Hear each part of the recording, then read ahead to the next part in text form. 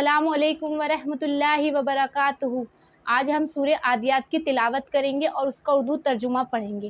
یہ سورہ بھی مکہ کے بہت ہی ابتدائی دور میں نازل ہوئی، جب ہر طرف شرک اور خون و غارت کا بازار عام تھا۔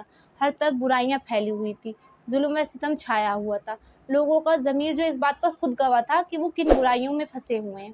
اس میں 11 آیتیں ہیں اور 1 رکوع ہے اس سورہ میں۔ اس سورہ کے مضمون میں لوگوں کو یہ سمجھایا گیا ہے کہ انسان کا اخلاق آخرت کا انکار کر کے اور اللہ تعالیٰ کا ناشکرہ بن کے کتنا گر گیا ہے، جس اللہ تعالیٰ نے اس کو پیدا کیا اور ساری نعمتیں دی ہیں۔ اعوذ باللہ من الشیطان الرجیم، بسم اللہ الرحمن الرحیم۔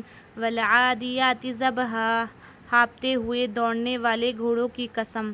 فالموریات قدحا، پھر ٹاپ مار کر آگ جھاڑنے والوں کی قسم۔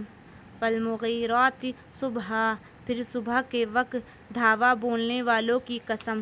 فأثرن بہ نقعا، پھر اس وقت گرد و غبار اڑاتے ہوئے۔ فوسطن بہ جمعا، پھر اسی کے ساتھ فوجوں کے درمیان گھس جاتے ہیں۔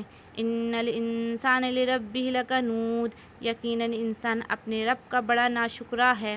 وانہ علی ذلک لشہید، اور یقیناً وہ خود بھی اس پر گواہ ہے۔